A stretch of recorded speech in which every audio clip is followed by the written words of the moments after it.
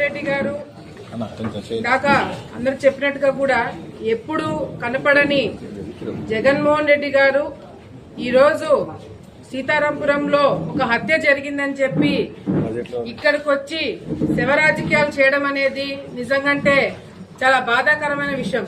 అంటే ఇంకా శవ రాజకీయాలు చేయడము ఇంకా జగన్మోహన్ రెడ్డి గారు మానుకోలేదు.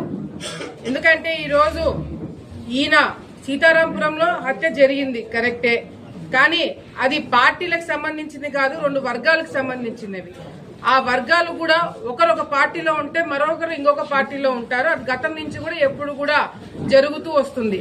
ఈ హత్య రాజకీయం ఏదైతే జరిగిందో, ఈ హత్య ఏదైతే జరిగిందో అది పార్టీలకి ఏదో తెలుగుదేశం పార్టీ దాన్ని ఏదో తెలుగుదేశం పార్టీ నాయకులందరూ కూర్చొని ప్లాన్ చేసుకొని మర్డర్ చేసినట్టుగా ఈ రోజు ఆ విధంగా మాట్లాడడం అనేది కూడా కరెక్ట్ కాదు.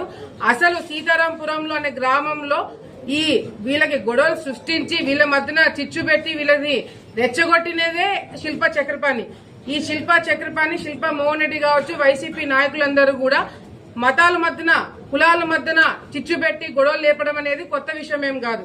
జగన్మోహన్ రెడ్డి గారు ఎవరినైతే చుట్టూ పెట్టుకుని ఈ రోజు మాట్లాడుతున్నారో ఆయనకు అర్థం కాని ఏంటంటే పాపం వాళ్ళ వల్లనే ఈయన ఓడిపోయిన సంగతి కూడా ఈయనకు అర్థం కావట్లేదు.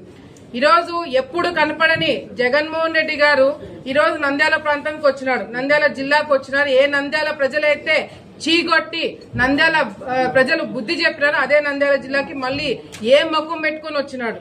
సీతారాంపురంలో మర్డర్ జరిగింది. మరి గతంలో ఈయన 5 సంవత్సరాల అధికారంలో ఉన్నప్పుడు అబ్దుల్ సలాం కుటుంబము 4 రైల్వే ట్రాక్ మీద పడి సూసైడ్ చేసుకుని చనిపోతే అప్పుడు ఏమైపోయినాడు జగన్మోహన్ రెడ్డి గారు అని చెప్పి ఈ రోజు మేము ప్రశ్నిస్తున్నాం.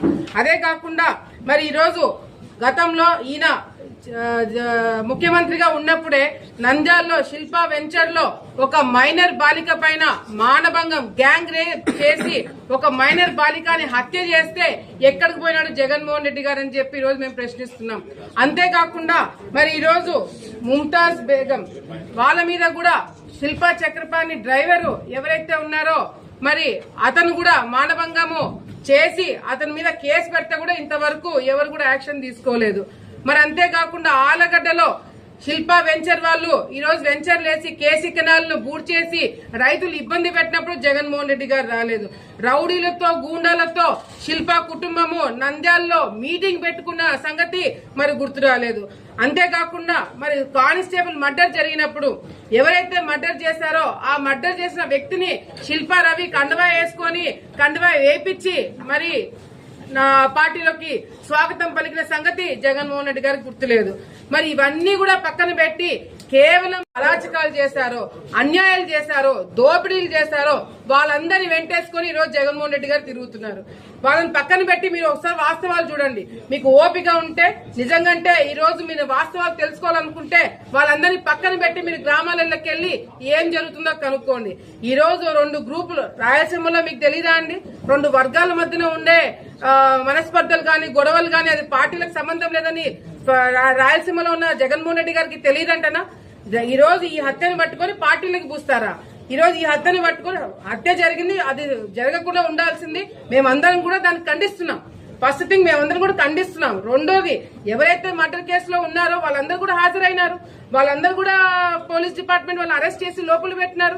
ఎవరిని కూడా స్పేర్ చేయలేదే, ఏ పార్టీ అనేది కూడా చూడలేదే. మరి ఎందుకు ఈ రోజు చంద్రబాబు నాయుడు గురించి, లోకేష్ అన్న గారి గురించి ఎందుకు మాట్లాడుతున్నారండి?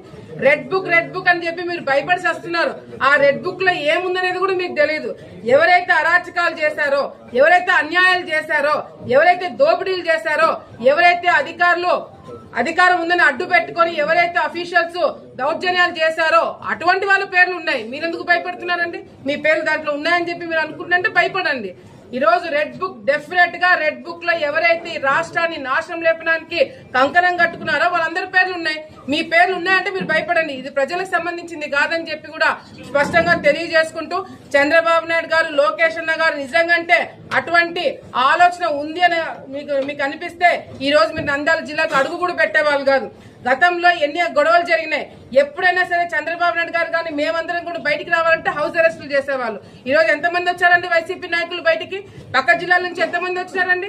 మీకు పర్మిషన్ ఇవ్వలేదా?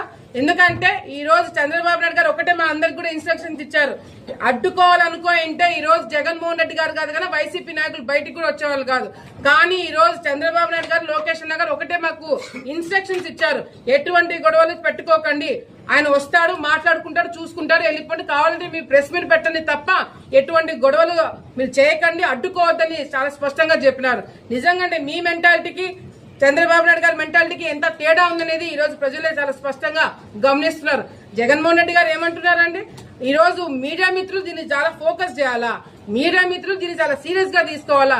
ఎక్కడ మీడియా ఉండిందండి? మీరు గతంలో 5 సంవత్సరాలు మీరు అధికారంలో ఉన్నప్పుడు మీడియా మిత్రుల మీద మీరు దాడులు చేయలేదా? అప్పుడేమైపోయింది మీడియా మీద ప్రేమ? మీడియా మిత్రులు ఏదైనా ఆర్టికల్ రాస్తే వాళ్ళ మీద కేసులు పెట్టలేదా? వాళ్ళ ఆఫీసుల మీద దాడి చేయలేదా? అవన్నీ గుర్తురావు. ఇప్పుడు ఈయన వచ్చాడు కాబట్టి మీడియా మిత్రుల మీద కొత్తగా ప్రేమ పుట్టుకొని వచ్చింది. దయచేసి ఇది కేవలం 2 వర్గాలకు సంబంధించిన హత్యనే తప్ప ఇది పార్టీలకి